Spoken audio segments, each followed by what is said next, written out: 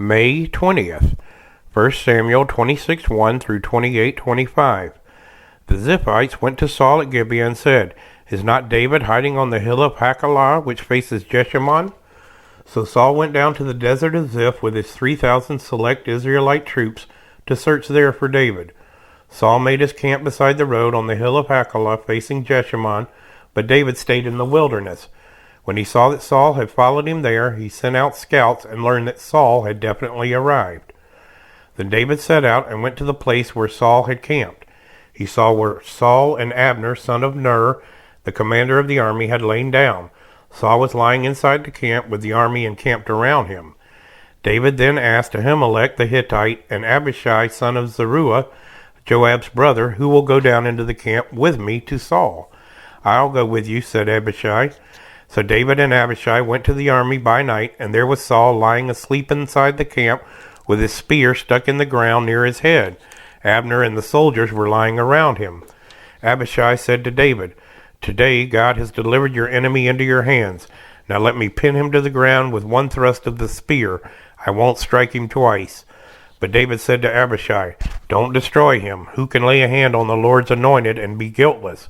As surely as the Lord lives," he said, "the Lord himself will strike him, or his time will come and he will die, or he will go into battle and perish. But the Lord forbid that I should lay a hand on the Lord's anointed. Now get the spear and water jug that are near his head, and let's go." So David took the spear and water jug near Saul's head, and they left. No one saw or knew about it, nor did anyone wake up. They were all sleeping because the Lord had put them into a deep sleep. Then David crossed over to the other side and stood on top of the hill some distance away. There was a wide space between them. He called out to the army and to Abner, son of Ner, "Aren't you going to answer me, Abner?" Abner replied, "Who are you who calls to the king?" David said, "You're a man, aren't you? And who is like you in Israel? Why didn't you guard your lord the king? Someone came to destroy the Lord your king. What you have done is not good. As surely as the Lord lives, you and your men must die, because you did not guard your master, the Lord's anointed. Look around you. Where are the king's spear and water jug that were near his head?" Saul recognized David's voice and said, "Is that your voice, David, my son?" David replied, "Yes, it is, my lord, the king." And he added, "Why is my lord pursuing his servant? What have I done, and what wrong am I guilty of? Now let my lord the king listen to his servant's words. If the Lord has incited you against me, then may he accept an offering. If, however, people have done it, may they be cursed before the Lord. They have driven me today from my share in the Lord's inheritance, and have said, 'Go serve other gods.' Now do not let my blood fall to the ground far from the presence of the Lord. The king of Israel has come out to look for a flea, as one hunts a partridge in the mountains." Then Saul said, "I have sinned. Come back, David, my son, because you considered my life precious today. I will not try to harm you again. Surely I have acted like a fool and have been terribly wrong." "Here is the king's spear," David answered. "Let one of your young men come over and get it. The Lord rewards everyone for their righteousness and faithfulness. The Lord delivered you into my hands today, but I would not lay a hand on the Lord's anointed.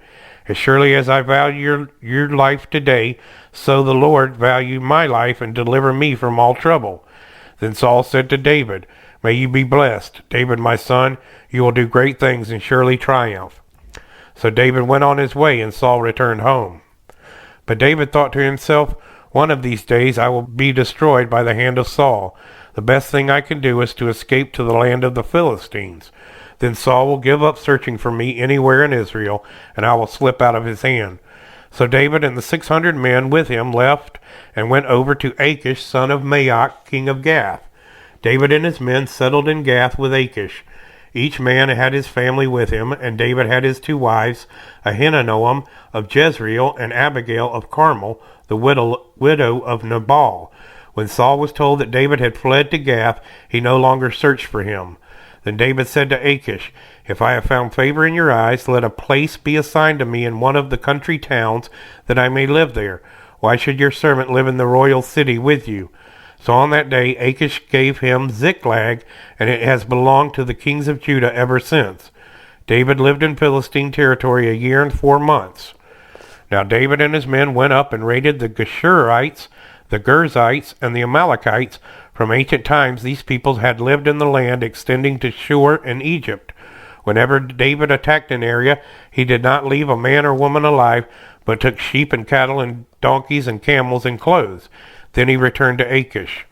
When Achish asked, "Where did you go raiding today?" David would say, "Against the Negev of Judah, or against the Negev of Jerahmeel, or against the Negev of the Kenites." He did not leave a man or woman alive to be brought to Gath, for he thought, they might inform on us and say this is what David did. And such was his practice as long as he lived in Philistine territory. Achish trusted David and said to himself, "He has become so obnoxious to his people, the Israelites, that he will be my servant for life." In those days the Philistines gathered their forces to fight against Israel. Achish said to David, "You must understand that you and your men will accompany me in the army." David said, "Then you will see for yourself what your servant can do." Achish replied, "Very well, and I will make you my bodyguard for life." Now Samuel was dead, and all Israel had mourned for him and buried him in his own town of Ramah. Saul had expelled the mediums and spiritists from the land. The Philistines assembled and came and set up camp at Shunem, while Saul gathered all Israel and set up camp at Gilboa. When Saul saw the Philistine army, he was afraid. Terror filled his heart. He inquired of the Lord, but the Lord did not answer him by dreams or Urim or prophets. Saul then said to his attendants, "Find me a woman who is a medium, so I may go and inquire of her." "There is one in Endor," they said. So Saul disguised himself, putting on other clothes, and at night he and 2 men went to the woman. "Consult a spirit for me," he said, "and bring up for me the one I name." But the woman said to him, "Surely you know what Saul has done. He has cut off the mediums and spiritists from the land. Why have you set a trap for my life to bring about my death?" Saul swore to her by the Lord, "As surely as the Lord lives, you will not be punished for this." Then the woman asked, "Whom shall I bring up for you?" "Bring up Samuel," he said. When the woman saw Samuel, she cried out at the top of her voice and said to Saul, "Why have you deceived me? You are Saul." The king said to her, "Don't be afraid. What do you see?" The woman said, "I see a ghostly figure coming up out of the earth." "What does he look like?" he asked. "An old man wearing a robe is coming up," she said. Then Saul knew it was Samuel, and he bowed down and prostrated himself with his face to the ground. Samuel said to Saul, "Why have you disturbed me by bringing me up?" "I am in great distress," Saul said.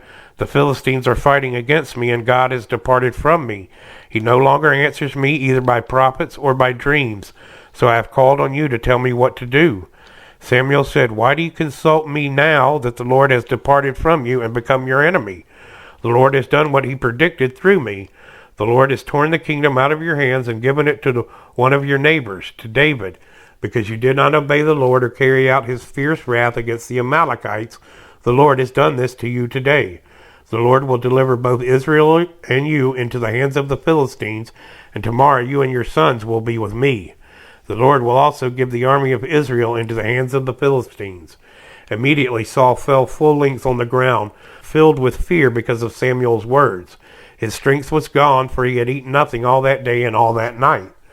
When the woman came to Saul and saw that he was greatly shaken, she said, "Look, your servant has obeyed you. I took my life in my hands and did what you told me to do. Now please listen to your servant and let me give you some food so you may eat and have strength to go on your way." He refused and said, "I will not eat." But his men joined the woman in urging him, and he listened to them. He got up from the ground and sat on the couch. The woman had a fattened calf at the house, which she butchered at once. She took some flour, kneaded it, and baked bread without yeast. Then she set it before Saul and his men, and they ate. That same night they got up and left. John 11:1 through 54. Now a man named Lazarus was sick. He was from Bethany, the village of Mary and her sister Martha. This Mary, whose brother Lazarus now lay sick, was the same one who poured perfume on the Lord and wiped his feet with her hair.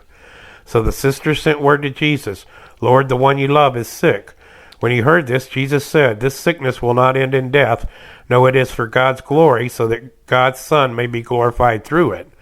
Now Jesus loved Martha and her sister and Lazarus. So when he heard that Lazarus was sick, he stayed where he was 2 more days, and then he said to his disciples, "Let us go back to Judea." "But Rabbi," they said, "a short while ago the Jews there tried to stone you, and yet you are going back?" Jesus answered, "Are there not 12 hours of daylight? Anyone who walks in the daytime will not stumble, for they see by this world's light. It is when a person walks at night that they stumble, for they have no light." After he had said this, he went on to tell them, "Our friend Lazarus has fallen asleep, but I am going there to wake him up." His disciples replied, "Lord, if he sleeps, he will get better." Jesus had been speaking of his death, but his disciples thought he meant natural sleep. So then he told them plainly, "Lazarus is dead, and for your sake I am glad I was not there, so that you may believe, but let us go to him." Then Thomas, also known as Didymus, said to the rest of the disciples, "Let us also go, that we may die with him." On his arrival, Jesus found that Lazarus had already been in the tomb for 4 days.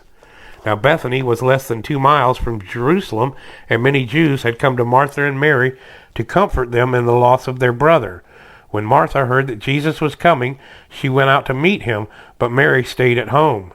"Lord," Martha said to Jesus, "if you had been here, my brother would not have died. But I know that even now God will give you whatever you ask." Jesus said to her, "Your brother will rise again." Martha answered, "I know he will rise again in the resurrection at the last day."